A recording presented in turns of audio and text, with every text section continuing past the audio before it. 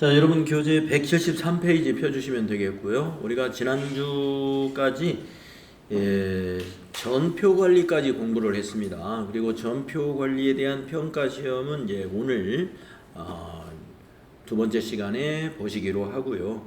여러분이 만약에 평가 시험을 안 보시면은 별도로 개인적으로 별도로 보셔야 돼요. 근데 나는 안 봐야 되겠다라고 하면 어쩔 수 없습니다. 근데 안 보면은 이제 그 능력 단위는 그 수료증에 패스가 안 된 걸로 그렇게 표시가 되거든요. 능력 단위별로. 네, 그래서 뭐 그것이 여러분에게 뭐 크게 지금 당장 무슨 폐가 되거나 그러진 않을 거예요. 그러니까 그거는 여러분의 선택입니다. 그래서 나는 시험 봐서 제대로 패스해야 되겠다 하시면은 시험 보는 날 빠지지 마시고, 혹시 빠지셨다 하더라도 빠지시고 나서 따로 시간을 좀 내셔야 돼요. 그럼 어떻게 해야 될까요? 7시부터 수업이 시작되니까 6시에 오셔가지고 시험을 보신다든가 그래야 되는데, 여러분 근무하시는 분들은 그게 불가능하잖아요. 네, 그래서 하여튼 무슨 방법을 강구해서 시험을 개별적으로 보셔야 된다 말씀드리고, 자, 그러면은 이번 시간은 자금 관리에 관련된 일반전표 입력 연습 문제가 되겠습니다. 그래서 계속적으로 사실 일반전표 입력하는 거에 연습이라고 연장이라고 보시면 돼요. 그런데 특별히 자금과 관련된 거래를 집중적으로 우리가 연습할 거예요. 자, 첫 번째 이제 필요 지식을 좀 읽어보면은요, 현금 시제 관리 업무라는 게 있어요. 현금 시제 관리. 우리가 이제 그 회사가 좀 규모가 있으면은 격리부서에도 현금 출납 담당자, 그리고 회계 담당자, 재무 담당자, 이렇게 막 이 업무가 서로 세분화되어 있죠. 그렇지 않은 회사는 한 사람이 현금 시제도 관리하고 회계도 하고 뭐 여러 가지 일을 종합적으로 다 하는 경우도 있습니다. 자, 아무튼 누군가는 이 현금 입출금이 빈번한 그런 회사의 경우에 현금 시제 관리가 누군가는 해야 되는 일이라 이 말이죠.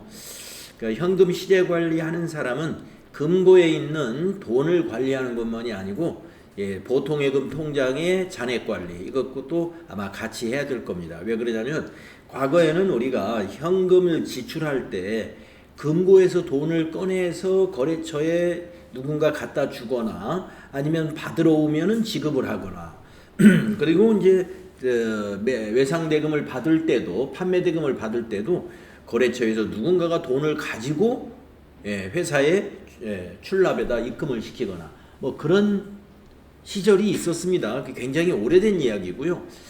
지금은 우리가 거의 다 계좌이체를 통해서 대금을 지불하고 받고 이렇게 합니다. 그래서 현금 시제가 옛날처럼 이렇게 복잡한 일은 아닐 거예요. 왜냐하면 큰 돈이 아니고 그 작은 돈 규모가 현금으로 이렇게 거래가 일어나는 게 규모가 작고, 그 다음에 빈번하지도 않습니다. 별로. 그래서 과거처럼 현금 시제를 맞추는 일이 그렇게 큰 일은 아닐 거예요. 그렇지만 중요한 일입니다. 자, 내용을 보시면 현금의 수입과 지출이 있을 때 현금 출납장에 기록하고 매일 현금 시제의 잔액을 확인하고 관리한다.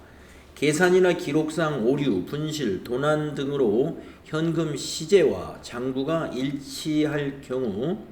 불일치할 경우 그 불일치한 것을 현금 과부족이라는 임시 계정으로 사용을 하고, 과부족의 원인이 밝혀지면 해당 계정 과목으로 대체시키는 그런 작업을 해주면 돼요.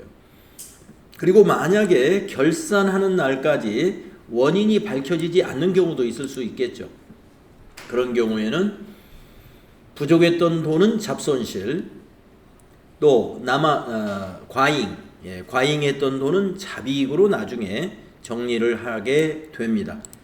그것이 바로 현금 시제 관리에서 여기서 중요한 것이 이 현금 과부족이라고 하는 임시 계정 과목이에요. 여러분들이 아마 이론 강의 원격으로 들으실 때 현금 과부족이라는 임시 계정 과목에 대해서 당좌자산, 현금 및 현금성 자산에서 강의가 조금 있었습니다. 그 내용이라고 보시면 되겠습니다. 그래서 과잉 시에는 차변의 현금, 부족 시에는 대변의 현금, 그리고 반대 계정은 현금 과부족이에요.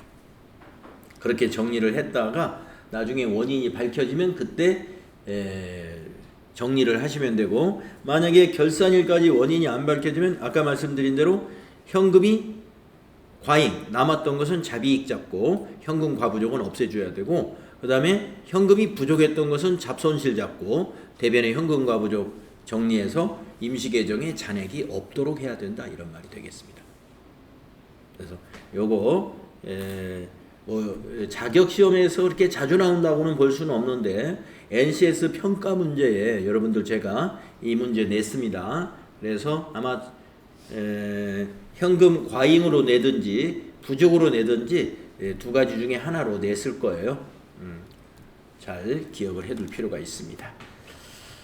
자, 현금 출납장이라는 그 보조장부는 우리가 자금 관리에서 바로 현금을 맞추는데 기본적으로 우리가 조회해보는 그런 장부입니다. 전표를 입력하면 자동으로 작성이 됩니다. 자, 일계표, 월계표라고 하는 장부도 바로 현금뿐만이 아니라 하루의 업무 또 월 업무를 우리가 회계 격리 업무를 마감할 때 쓰는 아주 중요한 장부입니다. 일 단위로 마감하는 거, 월 단위로 마감할 때 이때도 현금 잔액이 밑에 표시가 됩니다.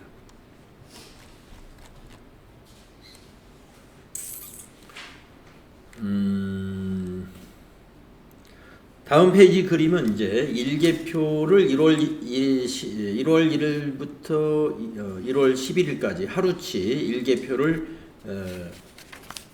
보는 그 그림이 있는데, 하루의 거래를 한번 일계표로 집계해 본 거예요. 그래서 우리가 지금 전표를 1월 12일 거래 전표를 아마 복리후생비 하나만 입력을 해본 모양이에요. 그래서 한번 이걸 보도록 한번 하겠습니다. 여러분 다 같이 일계표 한번 같이 조회해 보도록 할게요. 자, 그러면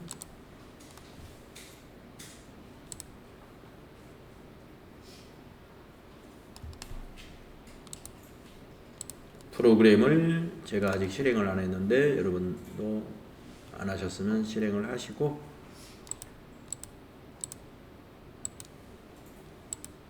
회사 코드는 수업을 쭉 안 빠지셨으면은 1700번으로 로그인 해주시고요.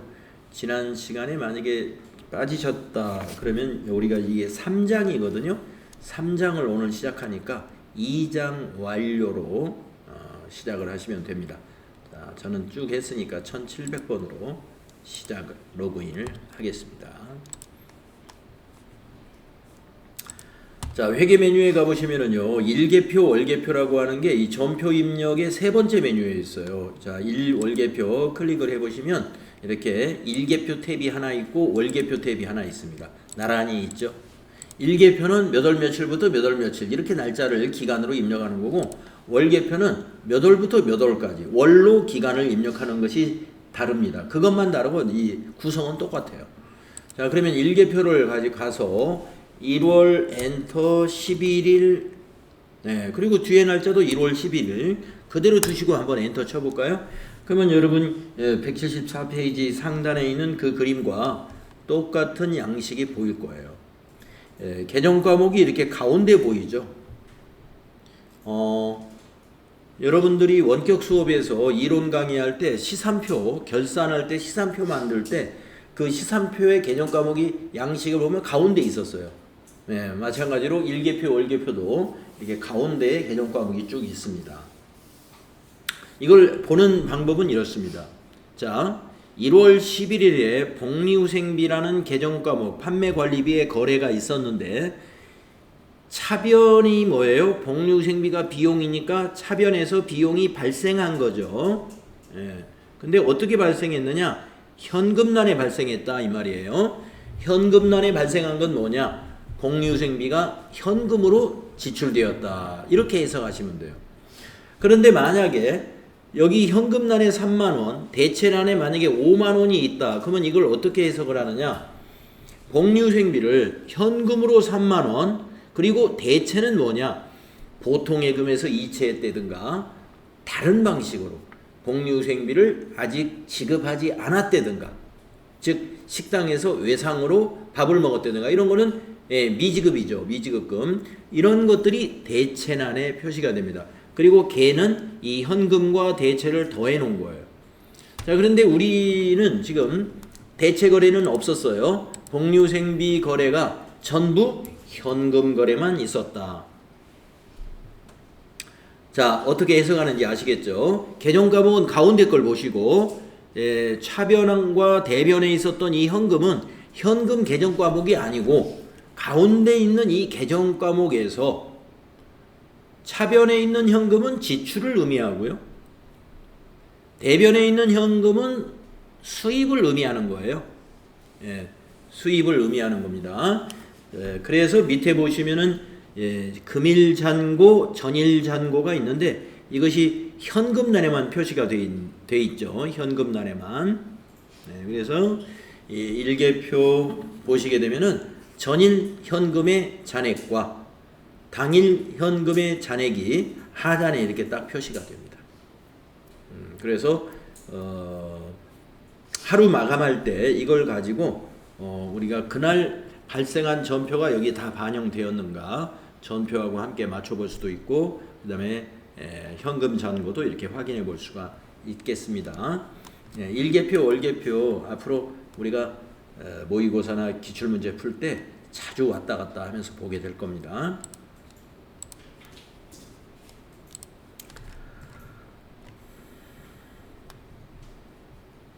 이번에는 그 밑에 그림은 월계표에서 1월 한 달을 보는 그런 그림이 되겠는데요.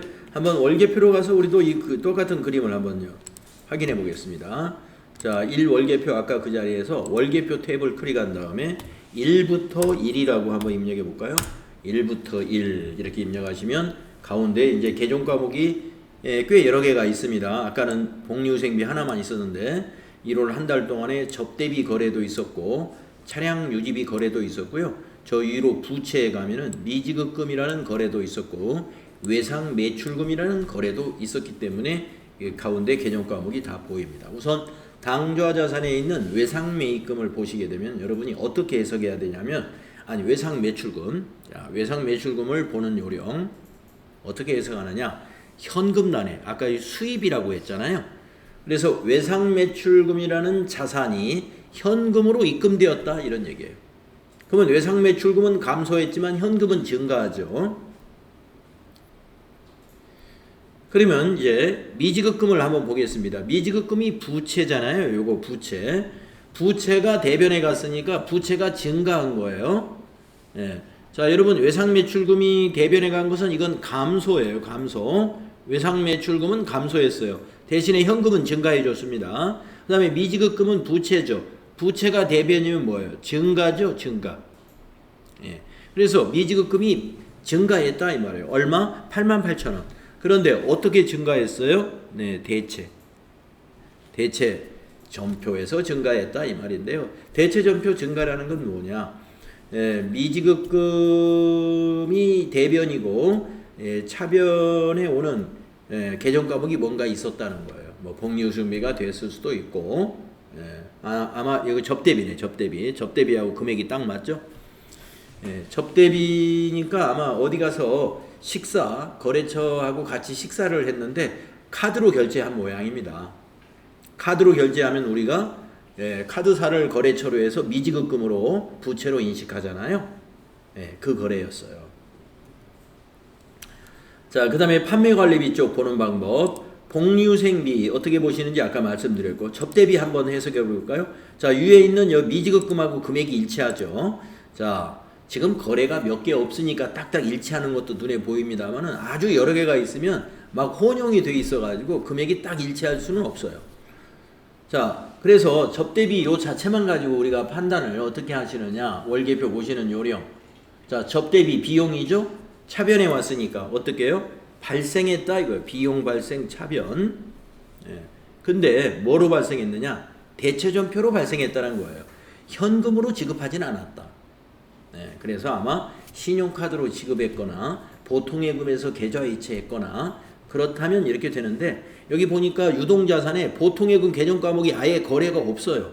그러니까 보통예금으로 지급한 건 아닌 거고, 지금 딱 보니까 동일한 금액이 딱 미지급금에 잡혀 있어가지고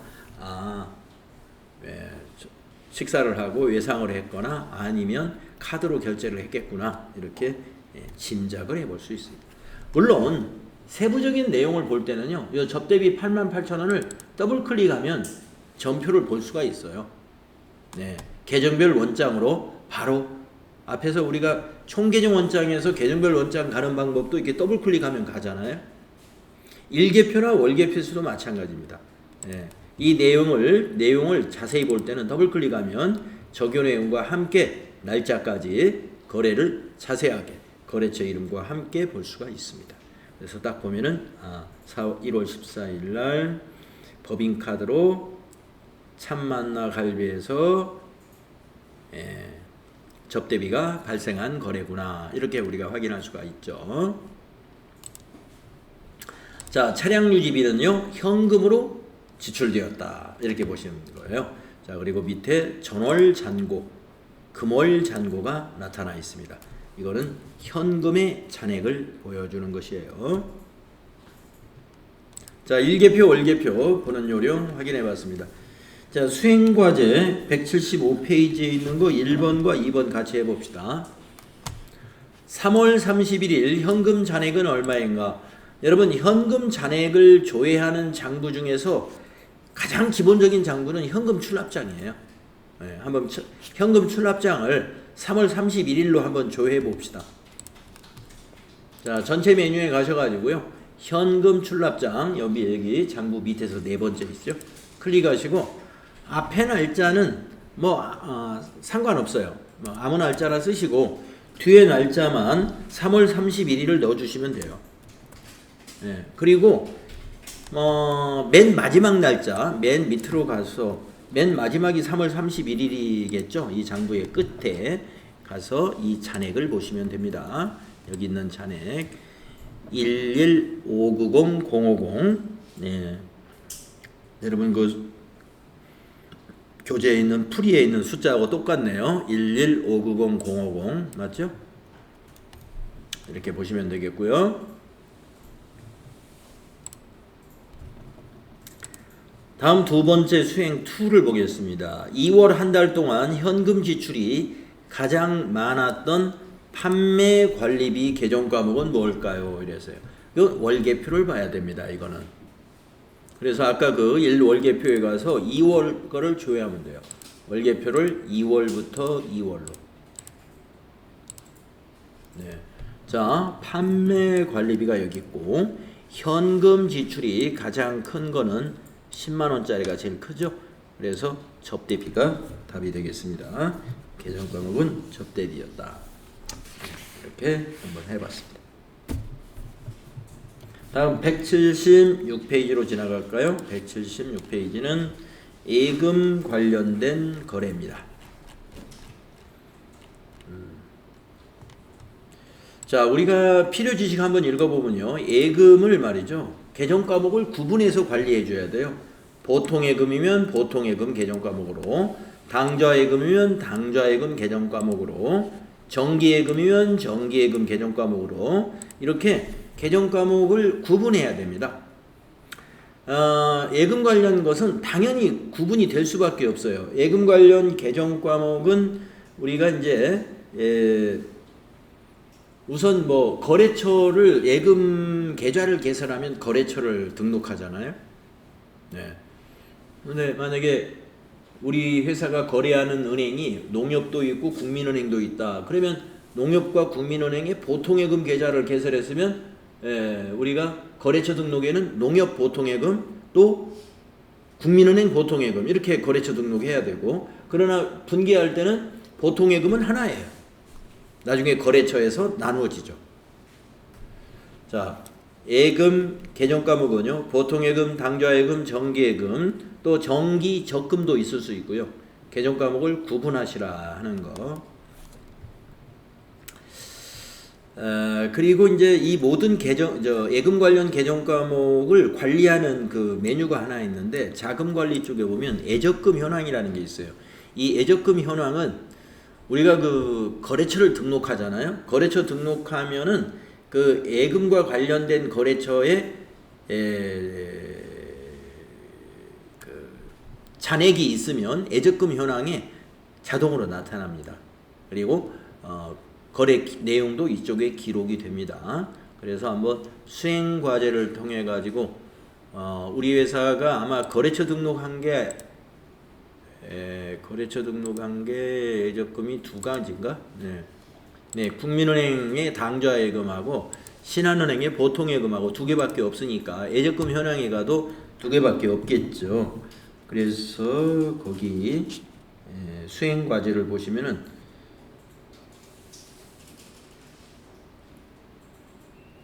수행과제를 한번 볼까요? 수행과제가 그게 아닌가요? 기업의 영업활동 중 발생한 예금과 적금의 현황을 보여준다. 수행과제, 예금 관련 거래. 이거 한번 입력을 해보라 이런 거네요. 자, 보통 예금 신한은행 거래인데요. 100만 원을 찾아가지고 주식을 구입했다라고 했네요. 네, 단기 투자를 했어요. 자, 자료 설명을 한번 읽어보겠습니다. 단기 매매 차익을 목적으로 주식회사 진주의 주식 100주를 한 주당 10,000원에 구입하고 구입 금액은 신한은행 보통예금 계좌에서 인출하여 지급했다. 회계 처리를 수행하시오. 여기다 한번 분계를 써보셔라 그랬습니다. 네, 우리가 이제 투자 목적으로 이런 주식을 샀을 때는요, 액면 금액으로 회계 처리할 일은 없습니다. 액면 금액은 주식을 발행한 회사에서 발행할 때 회계 처리하는 것이고, 투자 목적으로 취득한 회사는 액면가를 기록하는 회계 처리는 없어요. 자, 그러면 우리 회사는 지금 투자 목적으로 주식을 샀습니다. 100주를 10,000원에 샀어요. 그럼 100만 원이죠. 그러면 차변에 단기 매매증권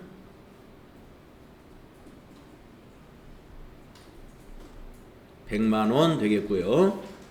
대변은 보통예금에서 지급했잖아요. 네, 대변이 보통예금, 거래처는 신한은행 해서 100만 원 이렇게 분계가 되겠습니다. 거래 후 결합관계는 어떻게 돼요? 여러분들 오늘 시험 볼 때도 거래 후 결합관계 쓰라는 문제가 5문제 나올 텐데요. 여러분이 분계도 하고 거래 후 결합관계도 쓴단 말이에요. 자, 차변의 단기 매매증권은 뭘까요? 예, 자산 증가예요. 그래서 여기 자산 증가가 되겠고, 대변의 보통예금은요? 예, 자산 감소. 이러한 결합을 여러분이 이해하셔야 예, 회계 그 처리 이 내용에 대해서 제대로 이해하고 있는 것이다 라고 말씀드렸습니다. 자, 그러면 전표를 한번 입력합시다. 수행 2번에 있는 전표 입력을 수행하시오. 그러면 날짜가 4월 10일이잖아요. 자, 일반 전표 가셔가지고 4월 10일 날짜 입력한 다음에 3번 차변의 단기 매매증권 107번이네요. 거래처를 쓸 필요는 없고요. 적요에다가 이렇게 쓰는 게 좋아요. 주식 구입 같은 경우는 적요란을 좀 활용을 하시는데, 적요란을 어떻게 활용하느냐면은 이게 주식회사 진주잖아요. 여기다가 주식회사 진주 100 곱하기 10,000원 또는 그냥 10,000 이렇게 써도 됩니다. 주식회사 진주 100 곱하기 10,000원 하고 이제 그 개념 과목이 단기 매매 증권이니까 무슨 얘기인지 우리가 확실하게 알 수 있죠. 네, 그리고 차변에다가 100만 원 입력하시고 엔터. 자, 대변은 103번이죠. 보통예금. 거래처 은행을 넣어야 됩니다. 그래서 신한은행 보통이죠. 위에 거 엔터로 복사하시는 게 좋아요. 진주 100주만 100만 원. 네. 이렇게 입력하시면 되겠다.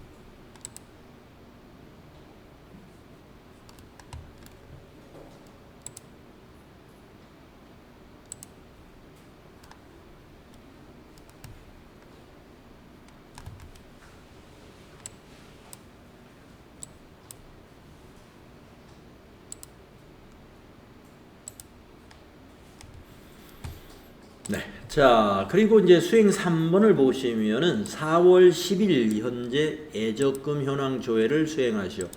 그러면 애적금 현황의 그 신한은행 보통은 이제 돈이 100만 원 대변에 기입이 되어 있겠죠. 그러면 한번 애적금 현황 조회를 한번 해봅시다.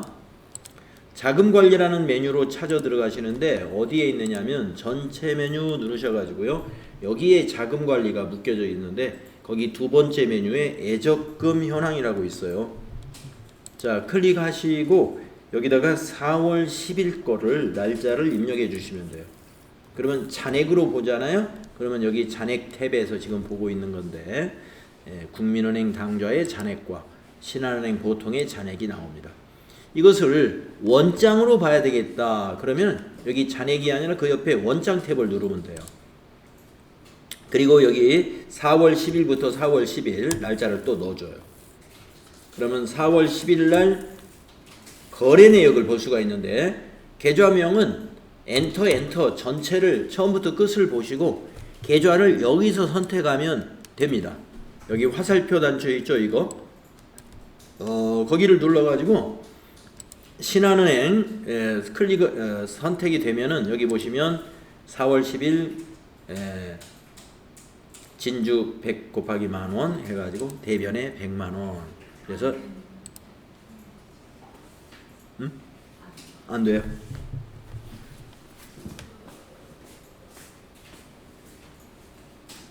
원장으로 여기서 화살표를 한번 눌러보세요. 저기 오른쪽으로 되는 화살표, 왼쪽으로 되는 화살표, 그걸 이용해서 조회를 하시면 됩니다. 그러면 이제 통장 거래 내역을 보는 통장 거래 내역과 같다고 보시면 돼. 요 애적금 현황이 통장 거래 내역과 같은 장부이다. 그래서 이제 우리 실무 프로그램에서는요, 이 은행하고 이 도전 프로그램하고 연결을 할 수가 있어요. 은행 거래 내역하고. 그래서 그것을 그러니까 우리가 통장 정리를 프로그램으로 하는 거예요. 통장 정리를. 그렇게 되면 항상 일치하죠. 항상 일치하게 쉽게 맞출 수가 있습니다. 그러나 이 교육용 프로그램과 또 시험 보는 프로그램은 그런 기능은 없어요. 그러니까 우리가 전표 입력한 것에 지금 의존하면서 이 애적금 현황이 만들어진다. 이렇게 보시면 되겠습니다.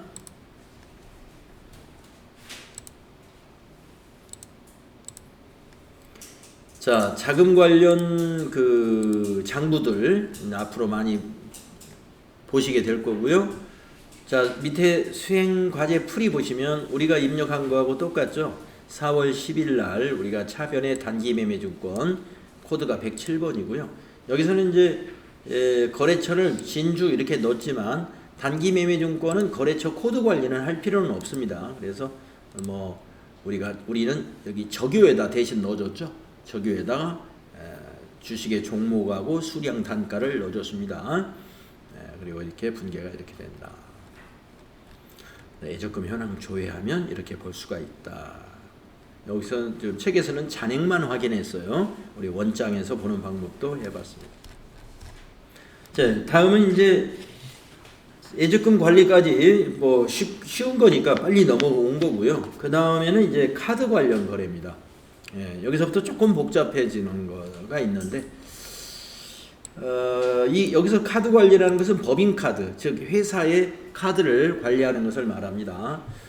법인카드 관리대장이라는 건 이건 사실 회계장부는 아니에요. 회계장부가 아니고 우리가 이제 회사가 법인카드를 여러 장 발급받게 되면은 어떤 내용이 있는지 그 현황이 있어야 되잖아요. 그래서 법인카드 발급을 만약에 격리부서에서 발급을 받고 있다 그러면 격리부서가 이걸 관리를 좀 해줘야 될 것이고, 격리부서가 아니고 총무과에서 관리한다 그러면 총무과가 이거 좀 관리를 해줘야 되겠죠. 그래서 뭐 이거는 회계장부가 아니기 때문에 꼭 이 양식을 쓰는 건 아닙니다. 자기 회사에서 법인카드 관리에 적절한 양식을 만들어 가지고 이렇게 관리해주면 되는 거고요. 다음은 회계 처리에 대해서 알아보겠습니다. 자, 우리가 법인카드를 사용했을 때 어떻게 우리가 어떤 분계가 있을 수 있느냐. 우리가 사용이라는 것은 매입이겠죠. 매입. 예, 사용이라는 건 매입이니까 매입을 먼저 알아보겠습니다. 자, 첫째, 법인카드로 만약에 우리 회사가 지금 도소매 회사니까 상품을 매입했다고 하면은 회계 처리를 어떻게 해야 되느냐 이거예요. 그러면은 상품을 샀으니까 차변에 상품이라는 재고자산 증가시켜야 됩니다. 그러면 대변을 뭘로 기록하느냐? 외상 매입금으로 인식해야 돼요. 카드로 결제를 했는데 왜 외상이냐? 카드로 결제했다는 것은요, 카드 대금이 지금 딱 빠져나간 게 아니에요. 우리는 어디에서 외상을 한 거냐면, 만약에 설봉 의류에서 우리가 카드로 상품을 사왔다라고 한다면, 거래처가 설봉 의류가 아니에요. 만약에 국민카드로 샀다 그러면 외상매입금 거래처는 국민카드가 되는 거예요. 아시겠죠? 카드사가 거래처가 된다는 거 이거 중요합니다. 카드사. 아직 지급하지 않은 상태이기 때문에 그래요. 다음에 그 밑에 보시면 상품 외의 것을 구입했다라고 나오죠. 상품 외의 것을 구입한 경우가 더 많아요. 법인카드는.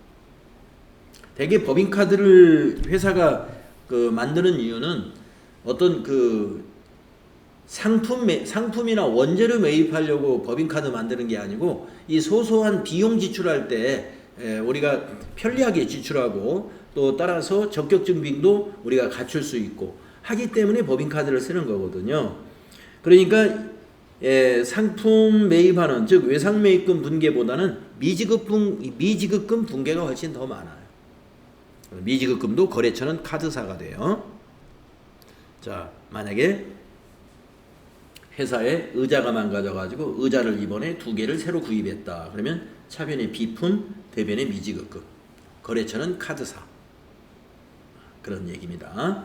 자, 매입할 땐 이렇게 하고요. 자, 매출은 뭐냐 하면은, 매출은 우리 카드를 쓴 게 아니라 거래처나 고객이 카드로 우리 상품을 사간 거예요.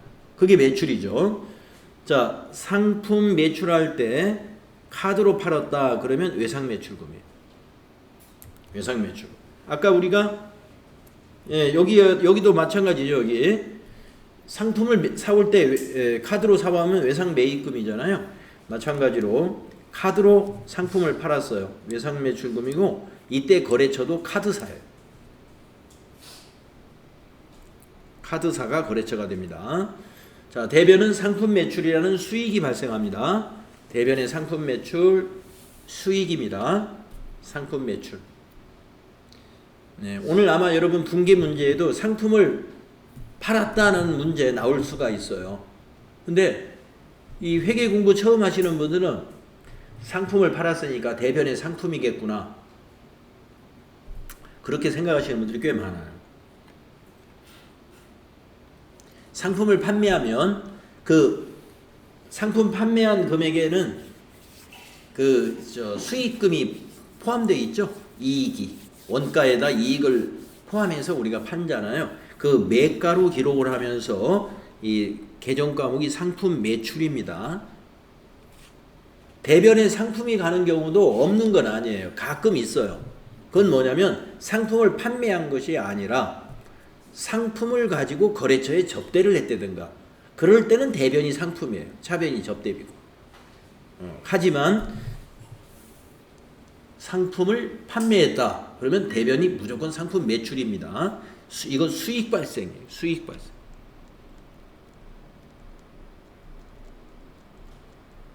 수익 발생이에요.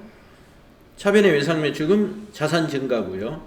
자, 그래서 상품을 우리가 이와 같이 카드로 팔면은 외상매출금이 된다는 거 차변, 그리고 대변의 상품 매출이라는 거 무조건 잘 알아두시고, 그 다음에 밑에 뭐예요? 상품 외의 것을 매각하고 카드 거래를 했다. 자, 우리 회사가 가끔 가다가 이런 것을 있을 수 있어요. 자, 아까 이 비품을 샀다고 그랬는데 비품을 사용하다가 우리 회사에 잘 안 맞아가지고 팔기로 했어요. 만약에 에어컨을 하나 샀는데 에어컨이 용량이 너무 커가지고 우리 사무실에 안 맞아요. 그래서 이걸 중고로 팔고 우리 회사 그 규모에 맞는 좀 용량이 작은 에어컨을 새로 사기로 했다. 그러면 상품 외의 것을 매각한 거잖아요. 그래서 중고점에다가 팔았는데 중고점에서 그걸 카드로 결제를 했다 이거예요. 그러면 우리는 뭐냐? 미수급. 거래처는 카드사. 거래처는 카드사. 그리고 대변에는 비품이 됩니다. 에어컨 팔았으니까 대변의 비품. 네. 자, 그래서 카드 관련 거래 매출의 경우하고 매입의 경우에 이와 같이 기본 형식이 갖추어집니다. 이거 잘 알아두셔야 카드 관련 거래를 여러분이 제대로 입력할 수가 있겠습니다. 자, 그러면 수행과제 한번 해보겠습니다. 나중에 여러분들 자금관리도 시험 보잖아요. 그 다음 주인가 이제 이번 주에는 오늘 전표관리 시험만 있고요. 다음 주에 아마 다음 주는 우리가 휴가입니다. 휴가고 그 다음 주 8월 둘째 주에 전표관리 또 시험 한번 아니죠. 자금관리 시험 한번 보는데 이 문제하고 아주 똑같이 이 문제하고 똑같지는 않지만 개정 과목은 다를 거예요. 그래서 뭐냐면은 신용카드를 사용했다 하는 문제 하나하고 그 밑에는 그 신용카드 대금을 결제했다. 이 문제를 내겠다 이거예요. 네. 자, 그러면 우리가 한번 연습을 해봐야 되겠습니다. 자, 신용카드를 사용했다. 어디에 사용했는가 볼까요? 매출거래처 직원과 식사를 했습니다. 그리고 카드 결제했어요. 이건 우리가 앞에서 아마 전표관리에서 아까 그 88,000원짜리 우리가 그 월계표 조회하면서도 우리가 이 얘기 했는데 뭐 그런 거래가요. 그런 거래입니다. 자, 매출거래처 직원하고 식사했으니까 접대비예요. 그래서 밑에 분계는 이렇게 되죠. 접대비가 비용이니까 비용이 발생했습니다. 여러분 차변에 접대비가 오나요? 대변이 접대비인가요? 그렇죠. 그래서 차변이 접대비. 대변은 뭐죠? 미지급금. 미지급금 거래처는 신한카드를 거래처로 해요. 금액은 여기 부가세 포함해서 토탈 즉 합계로 해주면 됩니다. 합계로 33만원 금액을 차대변에 기입하시면 되는데 여기서 한번 질문 한번 해볼게요. 자, 우리가 법인카드를 사용했습니다. 그때 여기 부가세 3만원 지금 황금오리에다가 부가세 3만원 우리가 부담을 했는데 이 매입세 공제를 받으려면은 매입매출전표에 입력한다고 여러분들 앞에서 제가 말씀드렸죠. 근데 이거는 매입세 공제를 지금 안 받겠다는 거거든요. 일반 전표에 입력을 우리가 하는 연습 문제니까. 왜 안 받을까요? 접대비 관련 매입세액은 공제받을 수 없는 건이기 때문에 일반 전표에 입력하는 게 맞는 거예요. 그것도 여러분 실무적으로 굉장히 중요합니다.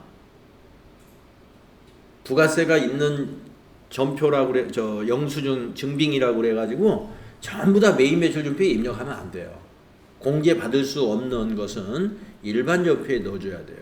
근데 나중에 여러분이 이제 매입매출 전표 입력할 때 다시 공부하겠지만 공제받을 수 없는데도 불구하고 매입매출 전표에 입력해야만 하는 것이 또 있어요. 그거는 이제 그때 가서 여러분이 알게 될 겁니다. 그때 가서 공제받을 수 없는 것을 지금 일반 전표에 입력한다고 일단 알아두세요. 공제받을 수 없는 부가세에 표시된 이런 증빙은 일반 전표에 입력해야 된다. 일단은 그렇게 알아두시고, 그렇지만 매입매출 전표에 입력하는 것이 있는데 그거는 우리가 부가세 쪽에서 공부를 또 하겠습니다. 자, 그러면 전표를 한번 입력해 볼까요? 여기 카드 거래 날짜 여기 있습니다. 5월 2일이요. 입력해 보세요. 날짜를 일반 전표 입력해서 5월 2일로 하고, 차변이 접대비 813번으로 해야 돼요. 판매관리비. 거래처에는 그 황금올이라고 쓰는 게 좋습니다. 적요에는 카드로 지출한 것은 1번 적요 코드를 쓰는 게 좋습니다. 금액은 33만 원. 33만 원이죠?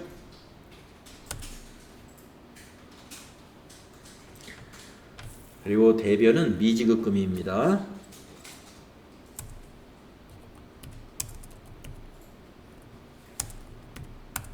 253번이죠? 여긴 거래처를 꼭 넣어야 됩니다. 코드에다가 신한카드 99601이 코드에 나타나야 돼요. 적요는 그 위에 거 그냥 복사하시면 됩니다. 엔터로 지나가시고 텍스트만 복사되면 되고 금액은 33만원 이렇게 하시면 네, 어려운 거 아니죠? 네, 만약에 제가 여러분에게 만약에 문제를 이렇게 내면 어떡할까요? 여기를 신한카드로 결제를 했다 그랬는데 여기 거래 내용이 자 부가세가 있어요. 네.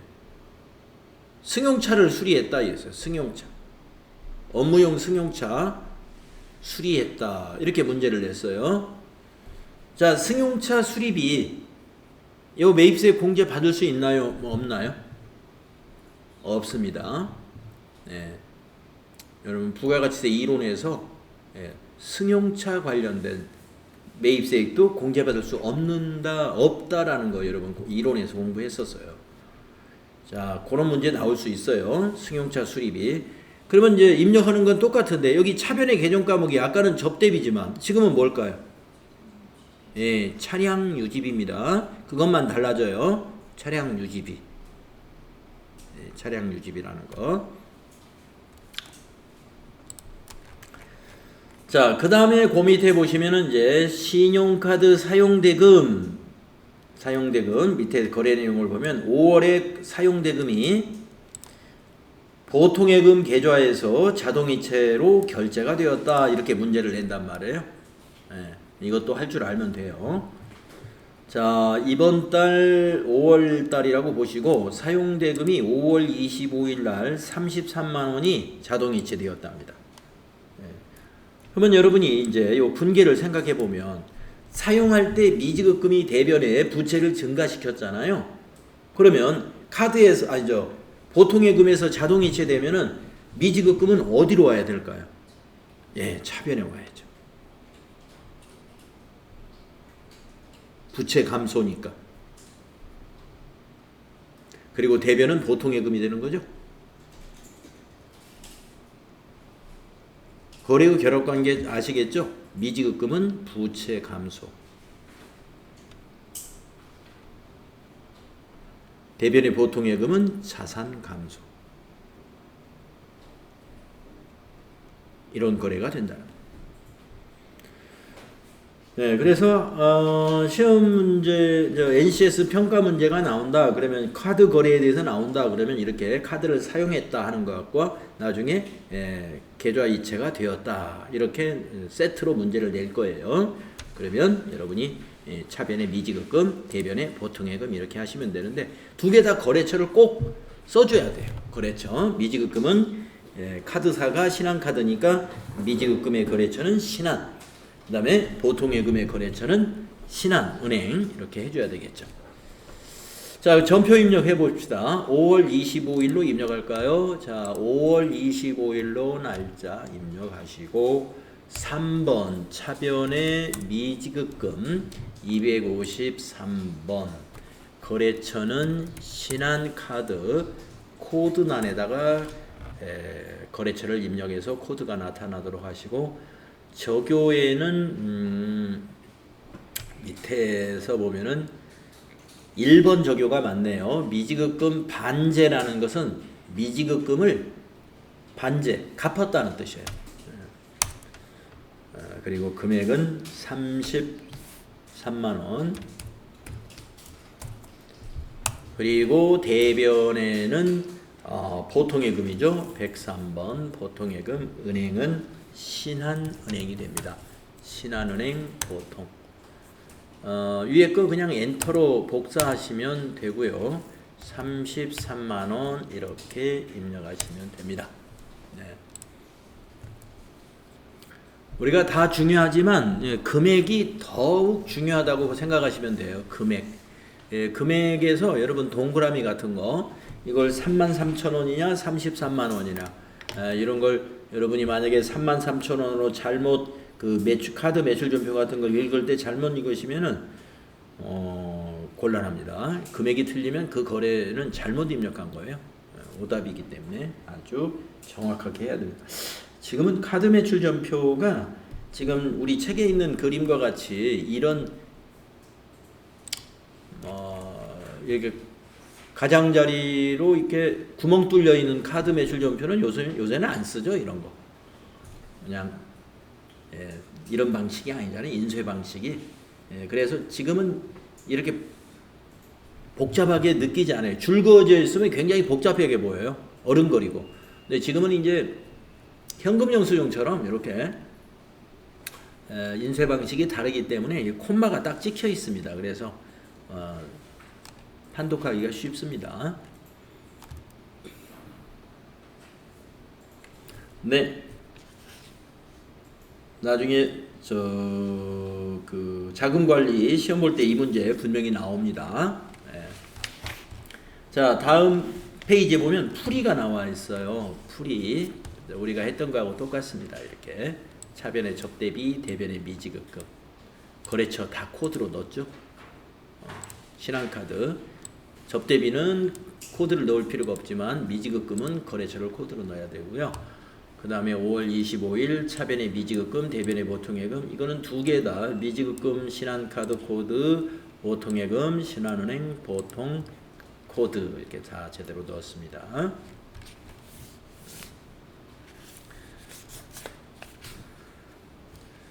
이제 다음 자금관리 이제 마지막 부분이 어음거래 또 수표거래가 되겠습니다.